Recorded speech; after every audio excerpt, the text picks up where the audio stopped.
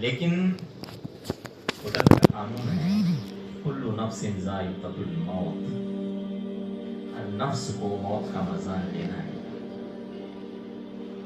کوئی اس سے چھٹکارے میں نہیں ہے، کوئی اس سے بچ نہیں سکتا۔ ہاں، رسول اللہ صلی اللہ علیہ وسلم کی رحلت یعنی رخصت پر ملک الموت کو بھی رونا آیا تھا، کیونکہ وہ حبیب کا دنیا سے رخصت ہونا اور رسول اللہ کا وہ مرتبہ، اور اللہ نے ایک مرتبہ فرمایا تھا کہ دیکھ اجازت لے تو آنا، ورنہ جس جانور پر بھی ہاتھ رکھ دے اور اس کے جتنے بال ہیں نا اتنی سالوں کی بھی زندگی دے دیتے ہیں نا، لیکن آخر مرنا واللہ عالم۔ رسول اللہ صلی اللہ علیہ وسلم کی رخصتی کا واقعہ میں عجیب، تو ان جیسی ہستی نہ اس دنیا میں آئی نہ آنے والی قیامت تک، اور اگر رسول اللہ صلی اللہ علیہ وسلم جو مرتبہ ہے نا وہ اللہ کے بعد ناپا جاتا ہے کہ خدا کے بعد سب سے معظم شخصیت، کیونکہ اللہ نے اپنے ناموں کے ساتھ ان کا نام جوڑا ہے، میرے 99 نام، میرے رسول کے 99 نام، میں لا الہ الا اللہ، تو نے محمد رسول اللہ، میں رب العالمین و رحمت للعالمین،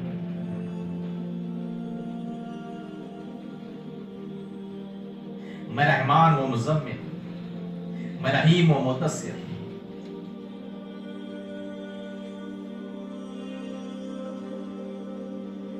عجیب بات، رسول اللہ صلی اللہ علیہ وسلم سے کئی عجیب ناموں سے بھی پکارا گیا، جیسا اللہ کے ناموں کو پکارا جاتا ہے اسی طرح رسول اللہ صلی اللہ علیہ وسلم کے بھی ناموں کو بلایا جاتا ہے اللہ کے حکم سے۔ قرآن شریف مرتبہ پڑھا ہے، ایک دفعہ جبریل نے پوچھا کہ حضور اللہ کے نظر میں آپ محبوب ہیں کہ میں محبوب ہوں؟ جبریل جب سوال کی تو رسول اللہ نے کہا جبریل میں افضل ہوں۔ بولے حضور کیسے؟ بولے تو میرے پاس آتا، میں تیرے پاس نہیں جاتا،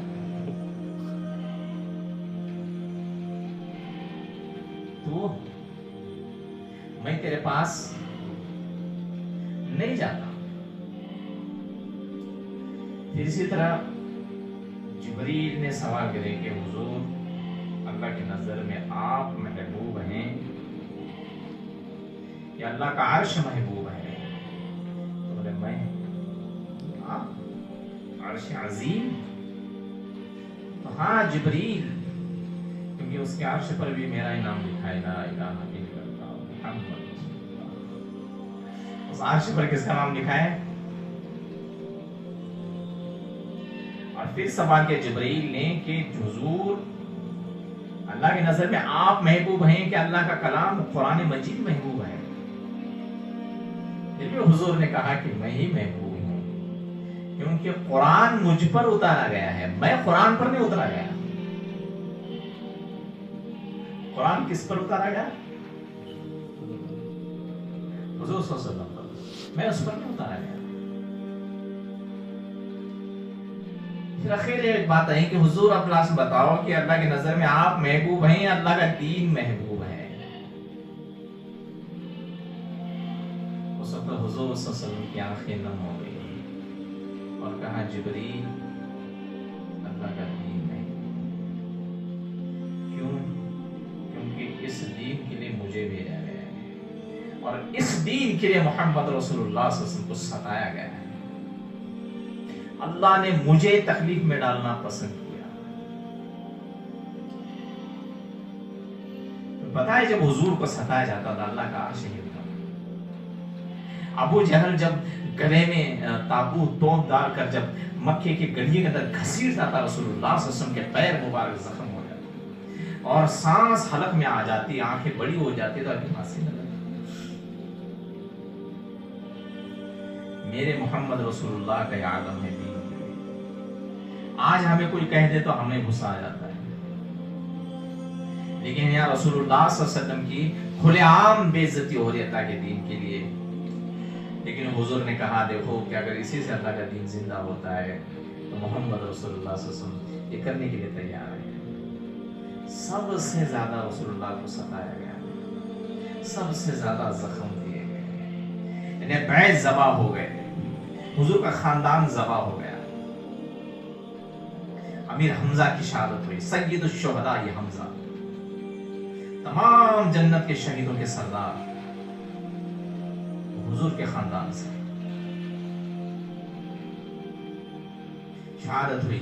حضرت علی کی شہادت ہوئی, مسلم بن عقیل رضی اللہ تعالیٰ عنہ کی شہادت ہوئی, امام حسین رضی اللہ تعالیٰ عنہ کی شہادت ہوئی, امام حسن رضی اللہ تعالیٰ عنہ کی شہادت ہوئی, حضرت عباس بن علی رضی اللہ تعالیٰ عنہ کی شہادت ہوئی, حضرت علی اکبر کی شہادت ہو گئی.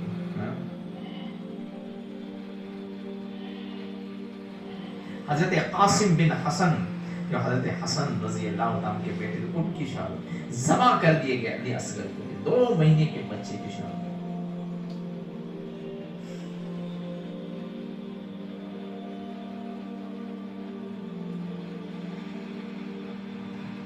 یہ ذبح ہونا ہے کیونکہ دین زندہ ہونا ہے.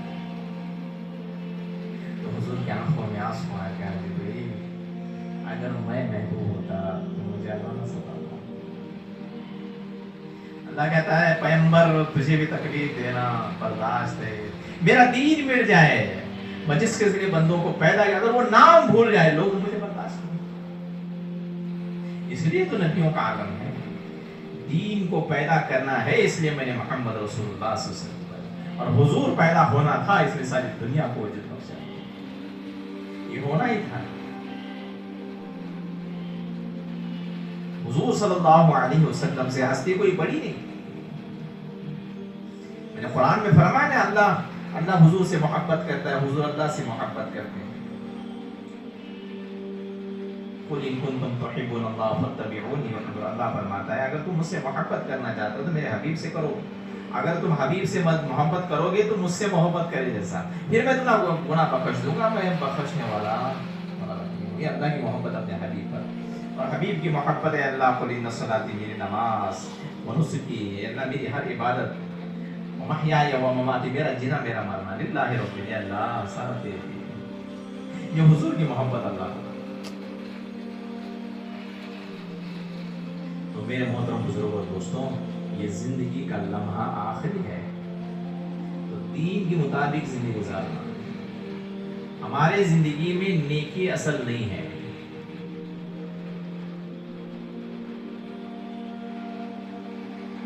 ہماری زندگی میں نیکی اصل نہیں ہے, ہماری زندگی میں نیک ہونا اصل ہے.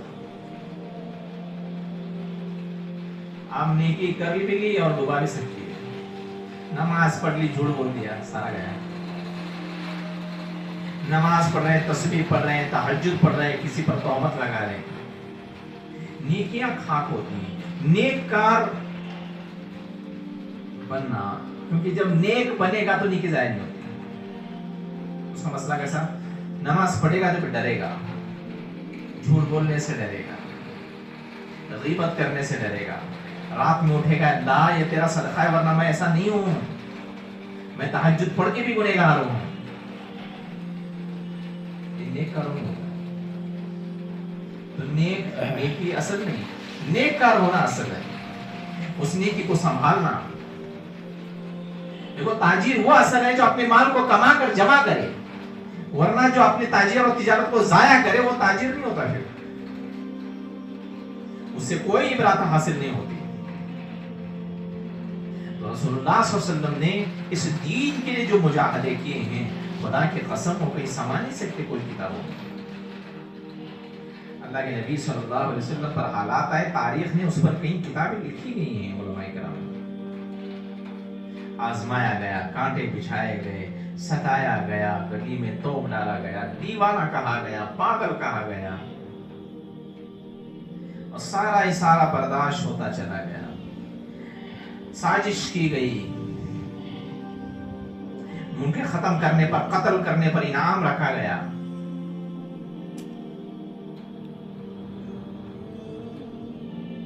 کوئی اتنی بھی حالات.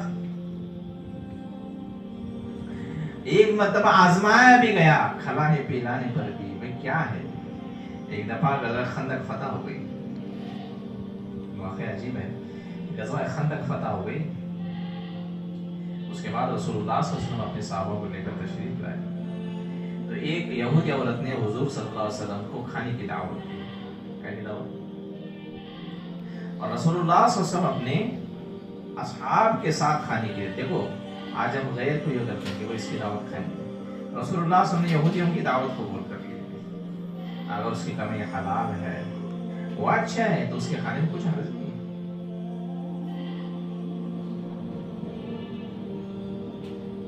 تو یہودی کے گھر رسول اللہ صلی اللہ علیہ وسلم اس عورت نے ان کو کھانا کھلایا اور اس عورت نے اس کھانے کے اندر اس گوشت کے اندر زہر ملا دیا. کیا ملا دیا؟ زہر ملایا گیا. تو جیسے ہی زہر میں کھانا آیا تو تمام صحابہ بیٹھے. رسول اللہ صلی اللہ علیہ وسلم نے بھی اس کھانے کو تناول فرمایا. تناول فرمانے کھانے کے لیے بیٹھ گئے. تو صحابہ بھی بیٹھ گئے سامنے. جیسے پہلا لقمہ اٹھایا سارے صحابہ اٹھایا اور رسول اللہ صلی اللہ علیہ وسلم نے اس نوالے کو دیکھ کر تھوڑی دیر دیکھا اور کہنے لگے بھائیوں میرے صحابہ کھانا مت کھائیے. حضور کیا مسئلہ ہے؟ فرمایا اس گوشت نے مجھے کہا کہ حضور مجھ میں زہر ملا ہوا ہے. قربان جاؤں رسول اللہ صلی اللہ علیہ وسلم پر جسے گوشت تک کہہ دیتا ہے حضور آپ مت کھائیے. جسے وادی صبا پہاڑ اور چٹان جسے کہہ اٹھے السلام علیکم یا رسول. ایسے تھے میرے نبی.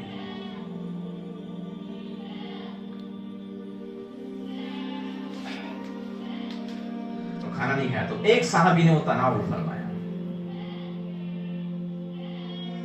حدیثوں میں ان کے بعد روایت الگ ہے. حضرت زریدہ بن اسعد رضی اللہ تعالیٰ عنہ اور ایک روایت مائر نام ہے بشرطے کہ وہ صحابی نے کھانا تناول فرمایا اور وہی ان کی موت ہو گئی اور وہ شہادت نصیب ہو گئی. تو اسے پوچھا گیا تو اس نے کہا حضور میں دیکھنا چاہتی تھی کہ اگر یہ زہر آپ پر کام کر جائے تو آپ کی یہ دعوت اور آپ کی اسلامیت اور یہ آپ کا ایمان اور یہ آپ کا دین پھر سراسر امت کے لیے گمراہ ہے. تو میں نے دیکھ لیا کہ آپ کے لیے باعث ہدایت ہے کہ کھانے سے پہلے وہ اس کھانے نے آپ کو سلام کیا اور کھانے کا انکار کیا تو سمجھ لے کہ یہ محمد رسول اللہ سچ ایمان لے کر آئے. تو حضور صلی اللہ علیہ وسلم کو اس طرح سے بھی آزمایا گیا. 10 سال کی عمر تھی رسول اللہ صلی اللہ علیہ وسلم کی. پھر ابو طالب نے شام کی طرف ہجرت کرنے کے لیے تجارت کرنے کے لیے نکلے تو چھوڑ دیا تھا حضرت حضور کو. تو رونے لگے چاچا مجھے آپ الگ کیوں کرتے ہو؟ میں بھی جانا چاہتا ہوں. چھوٹا ہے کیوں جانا چاہتا ہے؟ پھر بھی نکلے. ایک دفعہ ایک جگہ پر قیام فرمایا تو ایک عیسائی پادری نے جب وہ محلہ تو آتے ہوئے سامنا قافلہ دیکھا اور رسول اللہ صلی اللہ علیہ وسلم کو جب اس نے غور سے کھڑکی میں دیکھا تو اس نے اس میں وہ نشانیاں ظاہر ہو رہی ہیں. فرمایا کیا دیکھ رہا ہے پادری؟ فرمایا میں دیکھ رہا ہوں یہ بچہ آ رہا ہے اور اب رسایا کر رہا ہے. ارے سن رہے انجیل کے اندر لکھا ہوا ہے اس بات کو. آخری نبی کی نشانیاں یہ محمد رسول اللہ صلی اللہ علیہ وسلم کی یہ تعبیر ہے. فرمایا آسمان ابر یعنی سایہ کر رہا ہے اور میں دیکھ رہا ہوں کہ وہ درخت سے گزر رہے ہیں اور درخت جھک رہے ہیں. حضور کی عزت میں درخت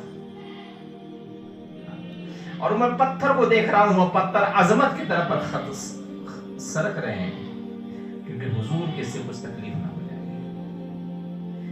اور جیسے میں نے اس کے پیٹھ پر دیکھا تو ابو طالب سے وہ عیسائی کہنا اگر تو یہاں سے اسے لے کر گیا اور کسی یہودی کو اگر یہ سمجھا تو وہ یہ ختم کر دے گا. تو اس سے بہتر ہے کہ آپ اس بچے کو لے کر اس واحد و شخصیت کو لے کر جس کے لیے دنیا وجود میں آئی آپ اسے لے کر چلے. ابو طالب نے سارا سفر کینسل کر دیا اور جناب رسول اللہ صلی اللہ علیہ وسلم کی محبت میں میرے بھتیجے کو کچھ نہیں ہونا چاہیے. سارا فائدہ نفع والا نقصان تجارت چھوڑ کر یہ پھر سے مکہ واپس آ گئے.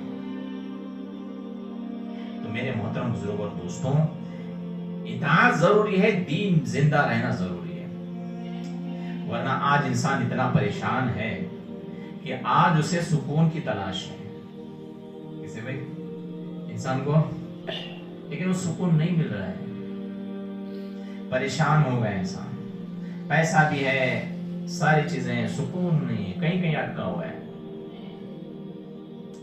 تو دینداری ہوگی نا تو یہ دین سکون پیدا کرتا ہے۔ حالات مختصر ہیں، اور صحابہ کے سامنے تو مرنے کے حالات آ گئے، انہوں نے کہا کہ بھائی یہ تو وقتی ہے، لیکن ہمارے لیے جنت ہے انشاءاللہ، یہ مقام کا آسان ہوگا۔ تو دینداری ضروری اس لیے ہے کہ دین کے ذریعے سے انسان کی تبدیلی شروع ہو جاتی ہے۔ دین کے بغیر انسان نہیں سدھر سکتا۔ میں نے پہلے اسے کہا کہ رسول اللہ صلی اللہ علیہ وسلم نے دین کے لیے تکلیف اٹھائی، کیونکہ افضل ترین دین ہے اللہ کے نظر میں۔ ورنہ میرے محترم بزرگوں اور دوستوں اور ماں بہنوں، کہ آج کا زمانہ ایسا ہے کہ دنیا اچک لیتی ہے اور انسان دنیا کے تابع ہو جاتا ہے، ہوتا نہیں ہوتا؟ پانی بند کرو، انسان دنیا کا ہو جاتا ہے۔ ایک دفعہ سلیمان علیہ السلام کے دور میں، سلیمان علیہ السلام کے دور میں ایک آدمی بکریاں چلا رہا ہے۔ کیا چلا رہا ہے؟ بکریاں چلا رہا ہے، حضرت کی مالک کی اس کی۔ تو ایک بھیڑیا آ گیا اور اس نے کہا کہ دیکھو مجھے بہت بھوک لگی ہے، مجھے ایک بھیڑیا بکری دے۔ تو انہوں نے کہا کہ نہیں، یہ مالک کے ہیں، ہمارے بادشاہ کے ہیں، اگر ان سے اجازت لے لوں کیا تو پھر مسئلہ ہے۔ تو ٹھیک ہے، اجازت لینے میں، بولے تیرا بھروسہ کیا کریں کہ تو صحیح سلامت میں آنے تک اس بکریوں کو رکھے گا، ورنہ تو اس پر لپکے گا۔ نہیں، بولے میں باتوں سے منہ کرنے والا نہیں ہوں، آپ جائیے۔ تو چلے، تو دیکھ رہے ہیں کہ ایک بھینس، راستے میں ایک چیز کو دیکھا انہوں نے کہ ایک بھینس اپنی بچے کا دودھ پی رہی ہے۔ تو یہ کیا مسئلہ ہے؟ اپنے بچے کا تھن چوس رہی ہے ماں۔ تو دوسری طرف دیکھا کہ فقراء غریب اور آگے چلے تو دیکھا کہ ایک غریب پھٹیچر لوگ چل رہے ہیں، مطلب ان کے ہاتھوں میں سونا ہے، کیا ہے، ساری تھیلیاں سونے سے بھری ہوئی ہیں، مطلب بے بس غریب پھٹیچر میں چل رہے ہیں سارے لوگ۔ اور آگے چلے گئے تو انہوں نے دیکھا کہ بہت اچھا پانی ہے، بہ رہا ہے، تو سمجھو تھوڑا تو پیو۔ تو جیسے پانی میں ہاتھ ڈالا تو بدبو زیادہ آنے لگی، پینے میں لگا اچھا تھا، یعنی اچھا دکھ رہا تھا، لیکن جیسے ہی اٹھایا تو بدبو سے سمجھا نہیں۔ تو پھر بادشاہ کی خدمت میں پہنچے اور سارا عرض کیا کہ یہ ایسا ہے، یہ بکریاں کھانا چاہتا ہے، تو اس کو اجازت دے دوں؟ انہوں نے کہا کہ حضرت دیکھو کہ میں آ رہا تھا تو مجھے 3 چیزیں نظر پڑی، اس کا اگر کچھ مسئلہ آپ کیا حل ہوتا ہو تو دیکھو۔ وہ بھی پوچھا اس نے، تو کیا مسئلہ آ گیا؟ فرمایا کہ دیکھو ایسا ہی دودھ، ماں اپنے بچے کا دودھ دے رہی ہے، یہ مسئلہ سامنے۔ سلیمان علیہ السلام نے کہا کہ دیکھ، ایک وقت ایسا بھی آئے گا کہ مائیں اپنے بچوں کو کیا دین سے بے دخل کریں گی، اور مائیں اپنے بچوں کو ہی جہنم کا ایندھن بنائیں گی۔ یہ اس کی تعبیر بتائی کہ وہ چوس رہے ہیں۔ بولا نہیں ایسے دین کے معاملے میں نہیں، دنیا میں نماز چکی فرق نہیں، کھانا نہیں کھایا تو ٹینشن،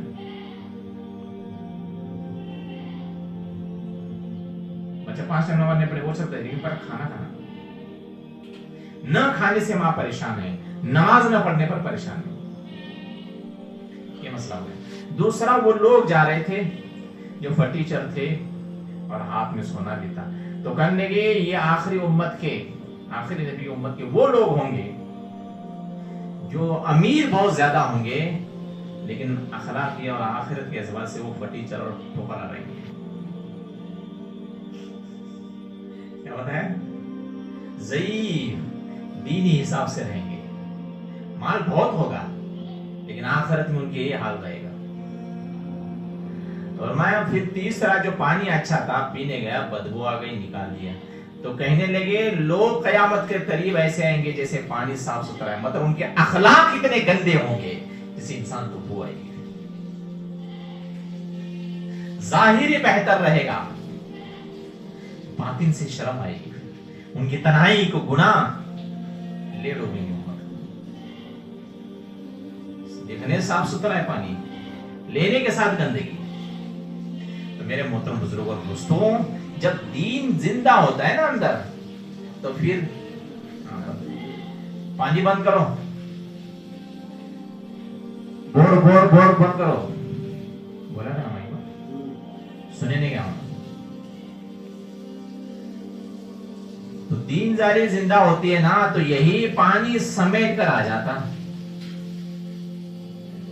انسان کی تلاش میں. اور تمہاری حال جیسا خواجہ اجمیری کا واقعہ ہے. خواجہ اجمیری رحمت اللہ علیہ کی جب درگاہ ہوں گے تو وہ سارا پانی سمیٹ کر آ گیا ان کی محبت میں. تو دینداری جب انسان کے اندر ہوتی ہے، دین زندہ ہوتا ہے، اللہ اس کا کسی کا محتاج نہیں بناتا ہے. اس لیے میرے محترم بزرگ اور دوستوں، دینداری سے ہر انسان جھک جاتا ہے. بھائی جس کے اندر تقوی پرہیزگار ہے، ساری دنیا جھکے گی اس کے سامنے، کیونکہ وہ اللہ کے سامنے جھکنے والا بندہ ہے، کوئی اس کا توڑ نہیں ہے. ایک دفعہ خواجہ معین الدین چشتی اجمیری سنجیری رحمت اللہ اجمیر کے دریا کے پاس، وہی دریا کے پاس ایک درخت کے نیچے بیٹھے ہوئے تھے. تو وہاں پر لوگوں کا شور ہوا. ایک بڑا جن ہر ایک بت کی پوجا کرتا تھا. اس سے درخواست کی لوگوں نے کہ بھائی اس کو ختم کر دیں، اس کو، خواجہ اجمیری کو. تو سارے لوگوں کی میٹنگ ہوئی بھی. خواجہ معین الدین چشتی اجمیری سنجیری رحمت اللہ علیہ درخت کے نیچے بیٹھ گئے اور وہ اپنی عبادت میں لگے تھے. پہلے وہی خانقاہ چلتی تھی، وہی اسی دریا کے پاس خانقاہ چلتی تھی. وہ لوگ اپنے یاد میں، اللہ کی یاد میں چلتے تھے. وہ جن خواجہ معین الدین چشتی اجمیری سنجیر رحمت اللہ علیہ کے پاس آیا اور کہنے لگا ہم آپ کو ختم کر دیں گے، آپ نے تہلکہ مچا دیا ہے اجمیر میں. اس نے کہا ٹھیک ہے، دیکھ تو مجھے مار یا نہ ماری، اللہ ہے، اور اللہ نے میرے مقدر میں موت رکھی ہے تو کوئی بچا نہیں سکتا، ورنہ مجھے کوئی نقصان بھی نہیں پہنچا سکتا. یہ یقین رہتا ہے جب دینداری ہوتی ہے نا، تو یقین اتنا مضبوط رہتا ہے. اس نے کہا میرا چھوڑ، میرا تو چھوڑ، تو اتنے سالوں سے بت کو پکار رہا ہے کہ اس بت نے تیری سنی نہیں؟ وہ بنا ہے وہ. ارے بنایا ہے تو پھر سننا بھی چاہیے نا. تیری طاقت کہاں کام پر ہے؟ پہلے وہ تو کر تیرے جو بس کا ہے، پھر میں جو کروں گا جو میرے بس کا ہے. اس نے آ کر کہا جن نے یہ کیسا ممکن ہے، یہ ہو نہیں سکتا. تجھے مجھے مارنا آسان ہے اور یہ کرنا آسان نہیں. تو خواجہ معین الدین چشتی سنجیری اجمیری نے مسکرا کر کہا ایک بات کرے گا، ایک کام کرے گا. تو نے کہا کیا ہے؟ اس بت کے سامنے جا اور کھڑا ہو جا اور اسے کہہ دینا کہ خواجہ اجمیری نے تجھے بلایا ہے. یہ کام کر سکتا ہے؟ تو یہ کیا ہو گیا؟ ارے بس اتنا تو کہہ دے، تیرے اتنے سے ہو جائے گا. بولے ارے وہ کر کے تو دیکھ، یہ نہ ہوا تو میں تیرے ذمہ. تو جن کا جو سردار تھا موقع وہ چلا گیا. بولے دیکھتا ہوں یہ کچھ ہضم نہیں ہو رہا ہے. تو گیا اس بت کے سامنے کھڑے ہو گیا. اس میں اتنے سالوں سے تو پکارا آیا نہیں، اب ان کا ہے. تو انہوں نے کہا دیکھ تجھے خواجہ معین الدین اجمیری نے بلایا ہے، تجھے سلطان الہند نے بلایا ہے. جیسا ہی کہا اس بت میں جان آ گئی. وہ سارے پتھر توڑ کر باہر آ گیا اور کہنے گے چل خواجہ اجمیری کے پاس. तो जैसा चल रहा था इसका धड़कन बढ़ते, बोले ये क्या हो गया? जिन उसे लेकर हाजिर हो गया और वो बुत का पुतला आ गया और उसने कहा अस्सलामु अलैकुम या ख्वाजा अजमेरी, आपने हुक्म दिया? बोले हाँ हाँ। बोले ये देखना था, वो जिन हैरान हो गया, क्या हो गया? तो बोले ये क्या है? तो अरे कहने यही तो ताकत है मेरे अल्लाह की, मैं कुछ नहीं, न मुझसे कुछ, मेरा तवक्कुल अल्लाह पर, मुझे इतना यकीन है कि अल्लाह अगर मुझे न मारने पर बैठे तो कोई सल्तनत मुझे तबाह नहीं कर सकती। और याद रख ले, अगर वो मारने पर मुझे ज़बा होने पर आ जाए तो फिर करबला में इमाम हुसैन भी नहीं बच सके, अहले बैत भी नहीं बच सके। मेरा अल्लाह चाह रहा है अगर ये ज़बा होना ही है तो इतना यकीन है ख्वाजा का। तो जब ये वलवला देखा और वो बुत का आना देखा, जिस बुत को मैं पुकार रहा हूं वो बुत इनके कदमों में, कहा हजरत मुझे कलमा पढ़ा दीजिए। तो वो मुसलमान हो गए। क्या हो गया? ख्वाजा साहब की तबलीग उस पर भी चल गई। ये दीनदारी का आलम होता है। क्या होता है दीनदारी का? जब इंसान दीन पर, अल्लाह की याद में, अल्लाह के जिक्र में, अल्लाह की फिक्र में रहता है तो फिर अल्लाह उसे हर बला से उसकी हिफाजत करता है। हर मुसीबत से, कोई सामना मुसीबत का आ जावे, अल्लाह उससे उसकी हिफाजत करता है। एक दफा हजरत शाह शेख अब्दुल कुद्दुस गंगोई, जो मैं किताब पढ़ रहा हूँ, जो अभी जिनके सवाल है, उनके सवाल हयात में वो लिखा है वाकया कि हजरत अब्दुल कुद्दुस गंगोई रहमतुल्लाह अलैह की जो मस्जिद थी वो लंबी थी, जहाँ हजरत मौलाना रशीद अहमद गंगोई भी खुतबा देते थे, और उसके सामने एक कुआं था। तो लोग जब मुराकबे में बैठते थे शेख अब्दुल कुद्दुस गंगोई रहमतुल्लाह अलैह के, तो वो कमरा उनके सामने से आकर वो कुएं तक भी जाता था, लोगों का मजमा, और मुराकबे में लग जाते थे। एक आदमी मुराकबा करते करते उस कुएं के अंदर गिर गया, और जैसे ही आवाज आ गई सारे हैरान हो गए और उसे गशीच आ गई। मुराकबा करते करते, जिक्र जहरी करते, और एक और उस इसमें वो बैठा हुआ था वहां से और गिर गया नीचे। तो शाह अब्दुल कुद्दुस गंगोई रहमतुल्लाह अलैह को जब ये बात आई सामने, तो उन्होंने कहा देखो, आप सब हजरत भी कुएं के पास बैठ जाओ और आप भी जिक्र जहर करो। अगर ये जिक्र जहरी, इसके रकबत और उसका वो तारी होना जो जिस्म में था, अगर वाकईतन सच होगा तो फिर ये उस जिक्र की बरकत से वापस आएगा, वरना इसकी मौत हो जाएगी।